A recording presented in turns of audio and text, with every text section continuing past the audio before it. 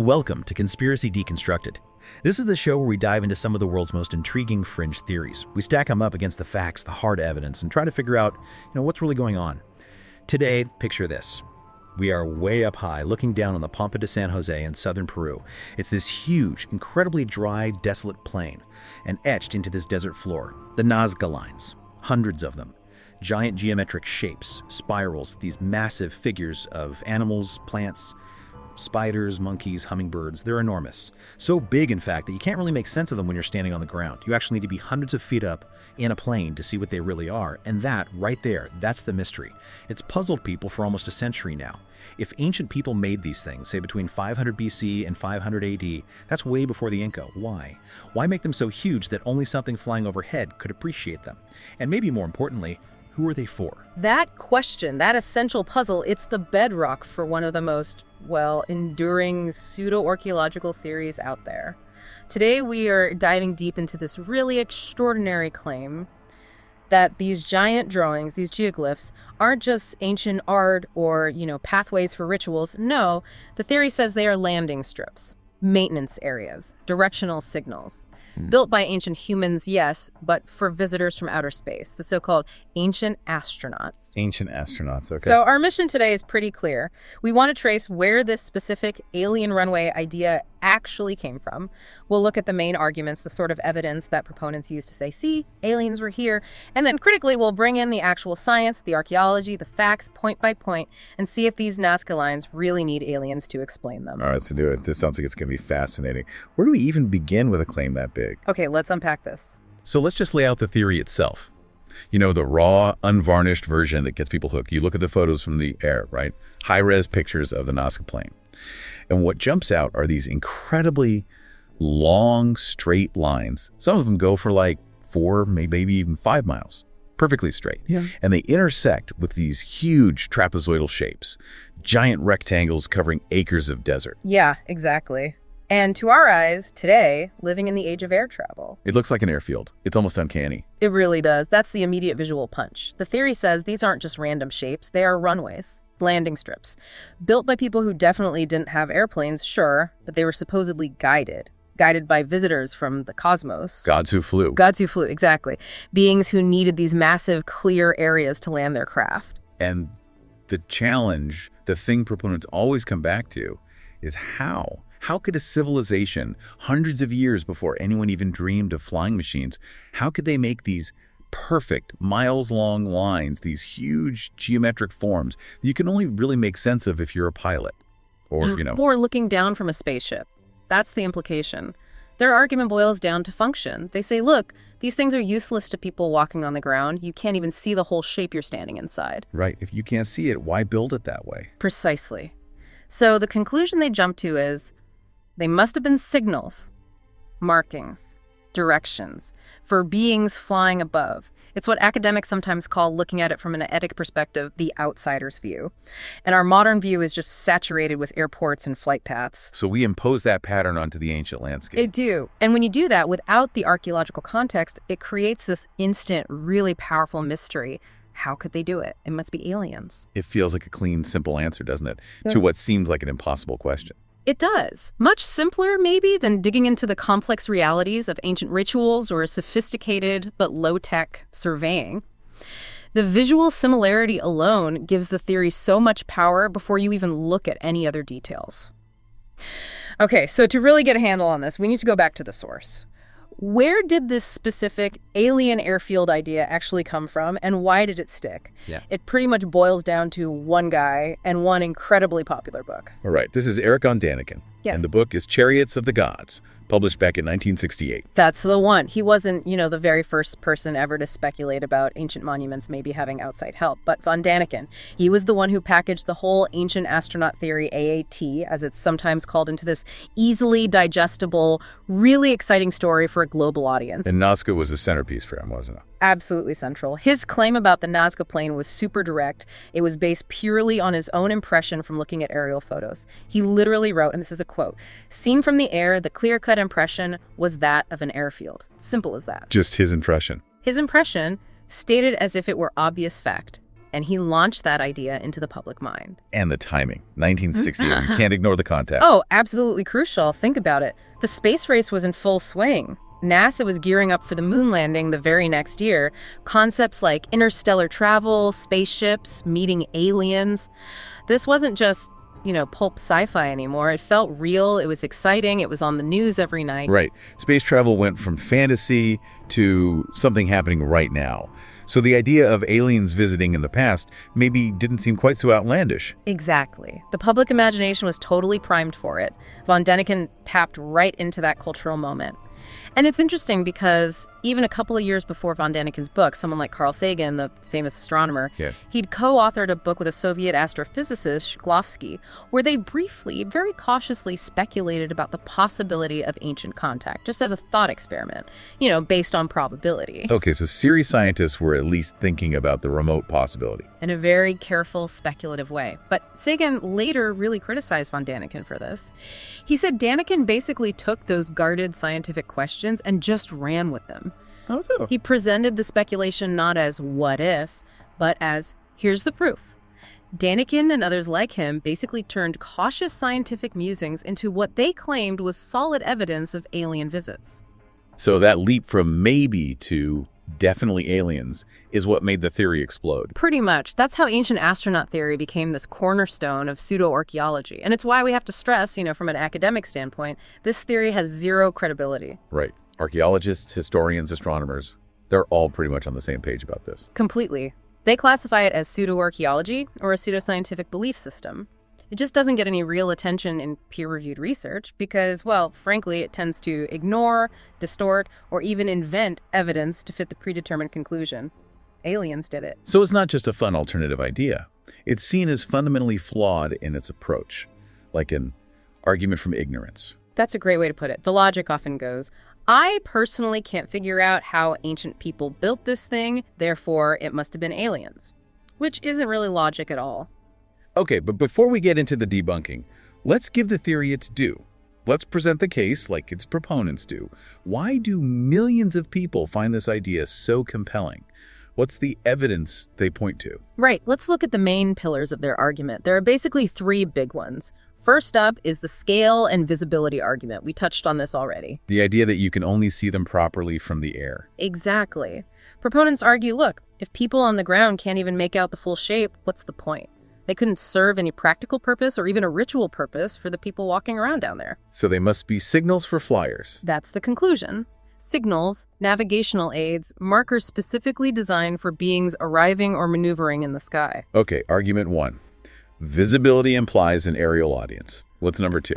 Argument two zooms in on the shapes themselves, the runway shape argument. The geometry. Those long straight lines and big trapezoids. Precisely. They emphasize the sheer number of these features. Hundreds of straight lines, some incredibly long, these massive trapezoidal clearings. The argument is, these look like runways. They look like modern airport layouts. And the precision, the straightness over miles, the perfect geometric shapes, that implies a level of technology, or at least guidance. Guidance that ancient people supposedly didn't have. Right. They claim the Nazca just lacked the math, the surveying skills, the engineering know-how to pull off something that precise, that large scale, without help from, advanced visitors. Yeah. Okay? And the third argument. Argument three broadens the scope. It's the global technology gap argument. So Nazca isn't alone. Exactly.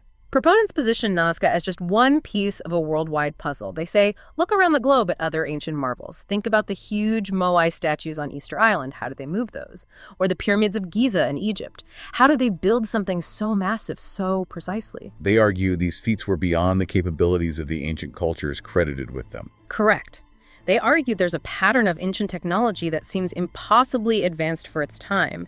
Therefore, they conclude, aliens must have intervened globally. Maybe gave them a technological boost, jump-started civilization, left behind blueprints. So the overall story is, aliens came, they interacted with ancient peoples all over the world, helped them build these incredible monuments, and Nazca is just one example, maybe like an airport or a signpost left behind. That's the narrative in a nutshell. It connects the dots, the why for the visiting gods, the how, alien tech, and the where happened everywhere.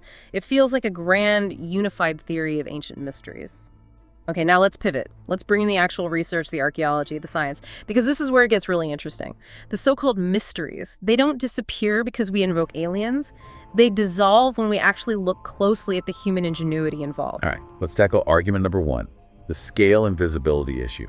The idea that the lines were useless if you couldn't see them from above. This is directly contradicted by decades of field work, and we absolutely have to start with Maria Riker, The Lady of the Lines. the legendary Lady of the Lines. A German mathematician who moved to Peru and dedicated her life over 50 years to studying and preserving these geoglyphs, starting way back in the 1940s. She literally lived out there, sweeping the lines clean with a broom. Wow. And what did she think they were for? Did she buy the alien theory? Not at all. In fact, she was instrumental in fighting against that idea.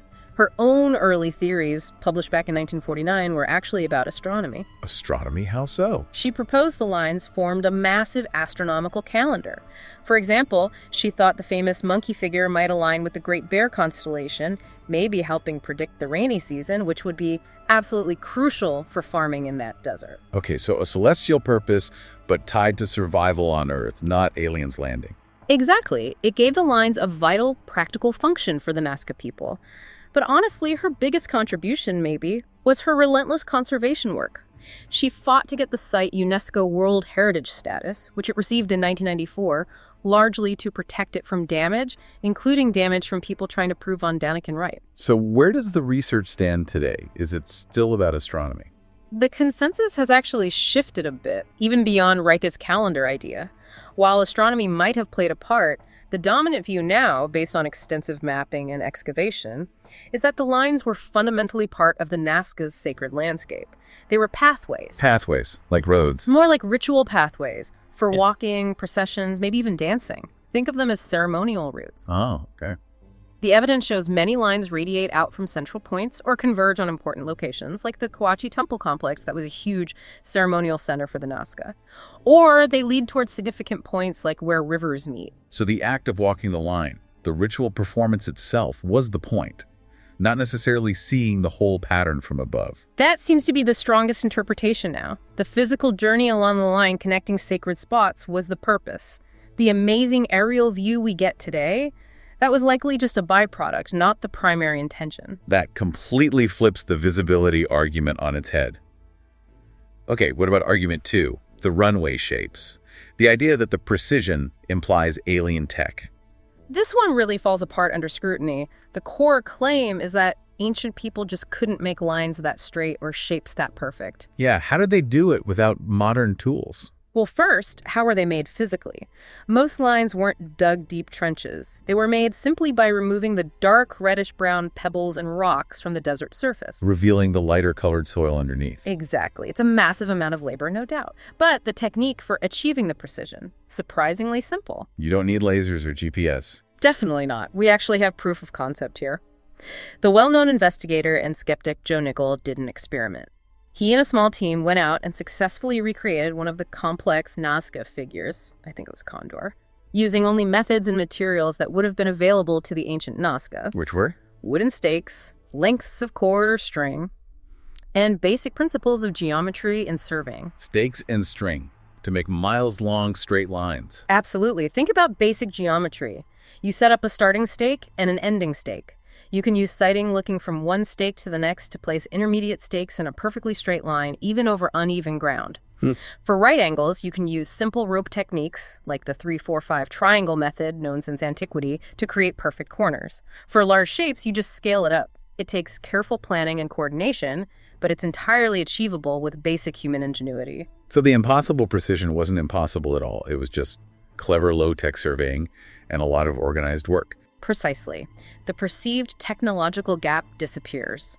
And interestingly, recent research using, ironically, very high-tech tools like deep learning AI to analyze satellite imagery has refined our understanding even more. AI is helping study the lines now. Yes, it's dramatically speeding up the process of identifying and mapping potentially thousands of previously unnoticed or uncatalogued geoglyphs. And this work is confirming the human-centric nature of these designs. What have the AI studies shown? They've helped classify the geoglyphs into roughly two main types, which seem to relate to different uses. First, there are the relief-type geoglyphs. These are often smaller, maybe older, and tend to depict things like human figures, llamas, even ritual symbols like decapitated heads, which we know are part of Nazca iconography. These seem associated with winding, informal paths, maybe used by individuals or small groups. Okay, like personal devotional paths. And the second type? The second are the line-type geoglyphs. These are the big ones von Däniken focused on the long, straight lines, the trapezoids, the huge animal figures like birds and plants. These seem associated with the more formal network of straight pathways, and the analysis suggests these were primarily used for larger groups, perhaps making pilgrimages. Pilgrimages where? Often moving between the different river valleys in the region, like from the Ingenio Valley towards sacred sites in the Nazca Valley. We mentioned Cahuachi Temple. Another crucial destination seems to have been the confluence, the meeting point of the Tierras Blancas and Aja rivers. Why was that spot so important? In the local indigenous Quechua tradition, such a confluence is called a tinkawi. It's seen as a powerful, sacred place where forces converge, in this case, two sources of water, the absolute lifeblood in this incredibly arid region. So the lines connected people to vital water sources and sacred places related to water and fertility. That's the strong implication. It all ties back to the Nazca's environment and their religious beliefs centered on survival, water, and appeasing the forces of nature. It paints a picture of a deeply religious society performing large-scale rituals tied to their landscape, not building an airport. That makes so much more sense, culturally and environmentally. Okay, final argument. Dismantling argument 3. The global technology gap. The idea that sites like the pyramids or Easter Island also needed alien help. Right. This is where the ancient astronaut theory often reveals its underlying assumptions. It relies on basically underestimating the capabilities of ancient, particularly indigenous peoples. So the pyramids, for example, they didn't just appear out of nowhere. Absolutely not. There's a clear, documented evolution in Egyptian tomb building over centuries. It started with simple rectangular mud brick structures called mastabas. Then came the step pyramid at Saqqara, designed by the famous architect Imhotep, which is essentially just several mastabas stacked on top of each other. It was an innovation, a step towards the true pyramid shape. A gradual development. A very clear, gradual development with lots of trial and error, leading eventually to the techniques used for the Great Pyramids at Giza. There was no sudden leap that requires alien intervention. And isn't there actual documentation about building the pyramid? Yes, remarkably. We have things like the papyrus logbook of an official named Mirror. It's basically a work journal from around 4,500 years ago. It details the transportation of huge limestone blocks down the Nile River on boats, specifically for the construction of the Great Pyramid of Khufu. It talks about the workers, the food rations, the logistics. Wow. Direct evidence from the time? No mention of anti-gravity devices? There's no anti-gravity devices mentioned, no. Just incredible human organization, engineering, and labor. The supposed technology gap is filled by historical and archaeological evidence, not by aliens. Okay, what about the Moai on Easter Island, Rapa Nui? How do they move those giant statues? Again, the mystery was largely solved through practical experiments based on understanding the statues themselves and oral traditions. Back in the 1980s, a Czech engineer named Pavel Pavel, working with Thor Heyerdahl and local Rapa Nui people, demonstrated a method. They realized the statues were designed with a low center of gravity and a curved base. So they could rock them. Exactly. Using ropes tied around the head and base, a relatively small team could rock the statue side to side, essentially walking it forward in an upright position. Pavel showed it could work with replicas, and later analysis suggests this method, or variations of it, is highly plausible. No alien cranes needed. Just clever physics and teamwork? Right. And this brings us back to the Nazca people themselves. We shouldn't underestimate them. They weren't just drawing lines. They were masters of survival in one of the driest places on Earth. They developed sophisticated irrigation systems, including underground aqueducts called puquios to tap groundwater. Their entire culture, their art, their religion seems deeply intertwined with managing water and understanding the powerful forces of their environment, sky, earth, water, often symbolized by animals like killer whales or falcons. So building massive ceremonial pathways linked to water rituals Makes perfect sense within that context. It makes complete sense. It reflects their ingenuity, their social organization, and their profound connection to the land and its scarce resources. It's a testament to human adaptation, not alien assistance. Okay, so when you line up the actual evidence, the archaeology, the experimental reconstructions, the cultural context, even the AI analysis, it all points pretty strongly towards human creation for human purposes. Rituals, pilgrimages, astronomy, water management. That's the consensus, yes. Yeah. The lines are a product of Nazca society, ingenuity, and belief systems. And yet, the alien runway theory is still out there. It's incredibly popular decades after von Däniken. Why? Why is it so appealing, so sticky, even when the facts point elsewhere? That's a really important question. It gets into the psychology of belief and why pseudo-archaeology can be so seductive. There are a few key reasons, I think. First, there's the violation of Occam's razor. Remember that principle.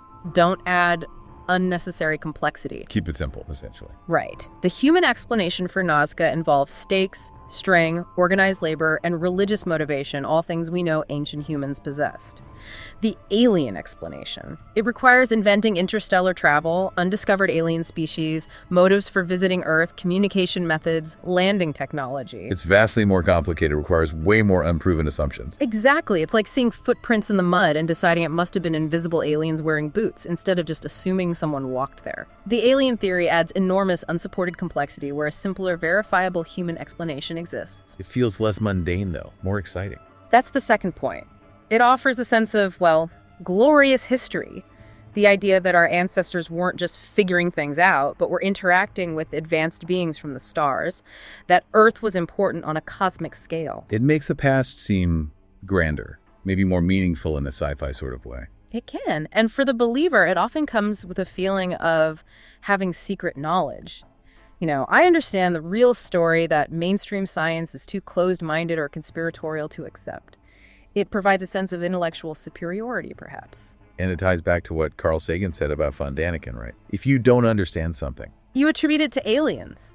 Sagan's point was that the theory thrives on gaps in knowledge or understanding. Every time von Däniken sees something he can't understand, he attributes it to extraterrestrial intelligence, and since he understands almost nothing, he sees evidence of extraterrestrial intelligence all over the planet. It's a quick, easy answer for anything that seems initially puzzling. That feels a bit harsh, but maybe there's some truth to it. But there's another layer too, isn't there? A more problematic one. Yes, and this is something scholars in the field often grapple with. There's a critical cultural implication embedded within the ancient astronaut theory. At its core, it operates on a pretty pessimistic, and some argue, even subtly racist assumption about the capabilities of ancient non-European indigenous peoples. How so? Think about the pattern. It's almost always the monuments built by brown and black people, Egyptians, Mayans, Nazca, the people of Rapa Nui that are attributed to aliens, Stonehenge, usually attributed to Druids or Celts, rarely aliens in the same way, Roman aqueducts, clearly Roman engineering. The underlying, often unconscious message seems to be that these specific ancient peoples couldn't possibly have achieved such great feats of engineering, mathematics, or organization on their own. So it implies they needed outside help, specifically from technologically superior aliens. Exactly. It sort of suggests these cultures were inherently uncreative or incapable, needing intervention, maybe even, as some extreme versions hint, crossbreeding with a better extraterrestrial stock to build monuments. Wow. That definitely casts the theory in a different light. It strips the actual human beings of their achievement. It absolutely does. It takes the credit for incredible feats of architecture, social organization, artistic expression, and spiritual depth away from the real people who lived, worked, dreamed, and died creating these things. The true story of the Nazca people, their resilience in a harsh desert, their complex society, their deep spiritual connection to water and the land, expressed through these monumental lines, that story is incredibly powerful and inspiring on its own. And arguably far more interesting than just saying aliens did it. I would argue so, yes. Replacing that rich, complex human story with a simplistic alien narrative isn't just factually wrong. Many scholars feel it's culturally damaging because it diminishes the legacy of the people who actually created these wonders. So wrapping this up, our deep dive really shows that the Nazca Lines become even more incredible, more fascinating, when you see them not as alien runways, but as the product of intense human effort, belief, and survival. Absolutely. They weren't built for spacecraft. They were built as part of a complex socio-religious system by people trying to understand and influence the powerful natural forces that govern their lives, especially water, in one of the most challenging environments on Earth. The sheer ingenuity of the Nazca managing water, organizing vast communal projects, creating these enduring ritual pathways that connected them to sacred places like Cahuachi or that vital Tinky River confluence. That's the real monumentality here. It's a testament to human culture, resilience, and spiritual depth. That understanding, grounded in evidence, offers a story that's far richer, far more human, and ultimately far more truthful than any tale of ancient astronauts. We spent this time deconstructing the claim they were built for sky gods. But now, knowing what we know about the Nazca people's struggle, their focus on water and fertility, their creation of these pathways, and knowing that today these fragile lines face threats from climate change, from erosion caused by extreme weather like floods, which ironically links back to their original focus on water, it makes you think. What's more important for us to protect at Nazca now? Is it just the physical lines etched in the desert? Or is it also the memory, the understanding, and the respect for the incredible human civilization that created them? Something to ponder. Thank you for joining us on Conspiracy Deconstructed. We'll catch you on the next deep dive.